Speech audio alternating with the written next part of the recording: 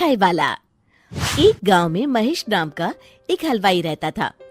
उसकी दुकान दूर दूर तक मशहूर थी। आसपास के सभी गांव वाले महेश की दुकान से ही मिठाई लेते थे। भाई मजा आ गया, क्या लजीज रबड़ी है। ये लड्डू भी लीजिए, शुद्ध देसी घी के हैं, आज ही बनकर आए हैं। लाओ भाई लाओ, 1 किलो लड्डू भी पैक कर दो। महेश का एक बेटा था रवि। रवि ने पढ़ाई छोड़ दी थी और वो दिन भर घर में ही बैठा रहता था। उठ बेटा रवि, आज मेरे साथ दुकान पर चल।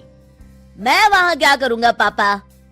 अरे दुकानदारी सीख बेटा, आगे चलकर ये सब तुझे ही तो संभालना है। मुझे ये सब कुछ नहीं संभालना, मैं वीडियो गेम खेलूंगा, फिर दोस्तों के साथ बाहर जाऊंगा। हे भगवान, इसे थोड़ी अक्ल दे दो। ऐसे ही चलता रहा तो आगे न जाने इसका क्या होगा। महेश बड़बड़ाता हुआ दुकान चला जाता है। दुकान पर ओ घसीटाराम, मुझे थोड़े चक्कर आ रहे हैं, जरा पानी तो लाना। जी जी मालिक। सुन, मैं घर जा रहा हूँ, आज दुकान तू संभाल ले। जैसा आप कहे मालिक। महेश बिस्तर पर लेटा है। आपको बहुत तेज बुखार है, 1 हफ्ते बेड रेस्ट करनी होगी और ये दवाइयाँ लेनी होगी। हाय राम, ये क्या हो गया आपको? मैं तो 1 हफ्ते में ठीक हो जाऊंगा, पर दुकान कौन संभालेगा? आप फिक्र ना कीजिए जी, मैं रवि को समझाकर दुकान भेज दूंगी। आप बस जल्दी से अच्छे हो जाइए जी। अगले दिन रवि दुकान पर पहुंचता है। आइए आइए मालिक, मैं आप ही का इंतजार कर रहा था। क्यों? ये मेरी दुकान है, मैं जब जी चाहे आऊँ। तुम लोग सुबह से आकर काम पर लग जाया करो, समझे? जी जी जी मालिक, दरअसल लड्डू बनाने हैं तो घी लेने जाना है, 5,000 रुपए दे दीजिए। 5,000? तुम्हारा दिमाग तो ठीक है? इतने महंगे लड्डू बनाएंगे तो मुनाफा क्या होगा? पर देसी घी भी तो बहुत महंगा है ना मालिक। क्या जरूरत है देसी घी की? डालडा ले आओ। पर मालिक। मुझसे बहस मत करो, जितना कहा गया है करो। और क्या क्या बन रहा है? मावे की बर्फी मालिक। मावा मावा मावा, हाँ। तभी उसकी नजर एक डब्बे पर पड़ती है। ये क्या है? ये रवा है मालिक। एक काम करो, हर 1 किलो मावा में 200 ग्राम रवा मिला दो। पर बर्फी का स्वाद बिगड़ जाएगा मालिक। जितना कहा है करो, अब जाओ यहाँ से। अगले दिन। क्या बात है रवि बाबू, आपके पापा दिखाई नहीं दे रहे? अब उनकी तबीयत खराब है। अच्छा भाई अच्छा, बस उन्हें ये बताना था कि वो आज आए नहीं तो उनकी मिठाई बड़ी बेस्वाद लग रही है। लेना है तो लो, वरना चलते बनो। अरे अरे अरे, ये कोई तरीका है ग्राहक से बात करने का? चलो भाई चलो, यहाँ से चलो। अगले दिन। भैया, कल जो मैं लड्डू ले गया था उनका स्वाद बड़ा बेकार लगा।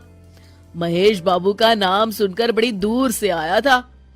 200 रुपए में इससे अच्छा और क्या मिलेगा? सुबह सुबह मनहूस बातें मत करो। कुछ लेना है तो लो, वरना फूटो यहाँ से। रवि के इस व्यवहार के चलते 2-4 दिनों में ही ग्राहकों का आना कम हो जाता है। मैंने तो सोचा था कि कम पूंजी में ज्यादा मुनाफा होगा, पर यहाँ तो घाटा हो रहा है। आखिर चक्कर क्या है? लगता है ये दुकानदारी मेरे बस की नहीं। महेश ठीक होकर दुकान लौटता है तो घसीटाराम उसे सब कुछ बताता है। हे भगवान, इसने तो मेरी सालों की मेहनत पर पानी फेर दिया। अब क्या करेंगे मालिक?